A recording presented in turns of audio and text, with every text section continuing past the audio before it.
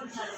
तो गुणधर्म हम दो प्रकार के पढ़ते हैं, भौतिक और एक रासायनिक। भौतिक के अंदर जैसे कि यहाँ पर है एथेनोइक अम्ल को एसिटिक अम्ल भी कहते हैं, और एसिटिक अम्ल का 3 से 4% का जो विलयन होता है, मतलब जल में मिलाते हैं तो विलयन सिरका कहलाता है। और सिरके का प्रयोग हम अचार आदि को लंबे समय तक चले तो उसमें भी डालते प्रिजर्वेटिव के रूप में। उसके बाद इथेनॉइक जो अम्ल, इथेनॉइक को ही एसिटिक अम्ल कहते हैं, दोनों एक ही नाम है।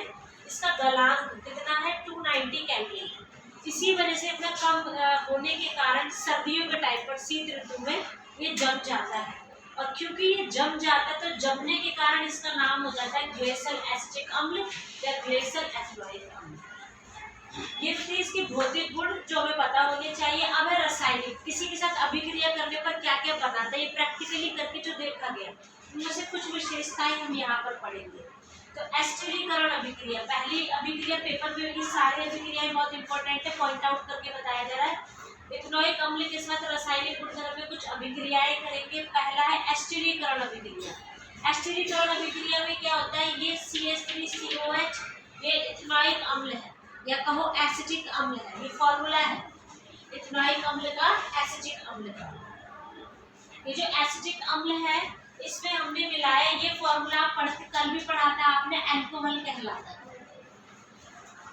एसिटिक एसिड में अल्कोहल मिलाएंगे और अम्ल होना चाहिए उपस्थित, क्योंकि ये उत्प्रेरक का काम करता है। उत्प्रेरक का मतलब होता है अभिक्रिया को कराने में सहयोग करना। तो अम्ल उत्प्रेरक का काम करेगा और उसमें अल्कोहल और एसिटिक अम्ल दोनों मिलाएंगे तो ये अभिक्रिया होने के बाद हमको एस्टर मिलता है। ये फॉर्मूला जो आप देख रहे हैं ये एस्टर का फॉर्मूला है। ये एस्टर की जो खुशबू होती है मृदु सॉफ्ट सी होती है, इसको परफ्यूम सेंट बनाने में या इत्र बनाने में और साथ ही साथ इसको खाने के स्वाद बढ़ाने के लिए भी प्रयोग किया जाता है, इसलिए एस्टर को बनाया जाता है। एस्टर बनाने की ये अभिक्रिया है, क्योंकि इस अभिक्रिया के दौरान एस्टर बना है तो इस प्रक्रिया का नाम है एस्टरीकरण। और एक और उत्पाद मिलता है, जल बाहर निकल जाता है, जल भी बन जाता है अलग से। तो ये दो उत्पाद इसमें बने। क्लियर हुआ सबको? उसके बाद है यहाँ पर साबुनीकरण अभिक्रिया। साबुनीकरण में क्या होता है, ये जो यहाँ पर एस्टर बनाते हैं COO, तो यहाँ पर एक साथ लिख दिया, ये एस्टर ही है, ऐसे लिखो या ऐसे लिखो, बात एक ही। तो साबुनीकरण में क्या होता है, एस्टर में सोडियम हाइड्रोक्साइड, ये एक क्षारक है। OH जहाँ पर भी होता है, आपने फर्स्ट टर्म में पढ़ा, वो क्षारक होते हैं। तो क्षारक की अभिक्रिया जब एस्टर से करवाते हैं तो यहाँ पर एक तो अल्कोहल मिलता है अभिक्रिया करने के बाद, और साथ में एक चीज और मिलती है जिसे कहते, तो यहाँ पर जो एस्टर बनता है उसमें सोडियम हाइड्रोक्साइड मतलब क्षारक की अभिक्रिया कर दोगे आप एस्टर से तो आपको अल्कोहल मिल जाएगा और सोडियम इथेनॉइड।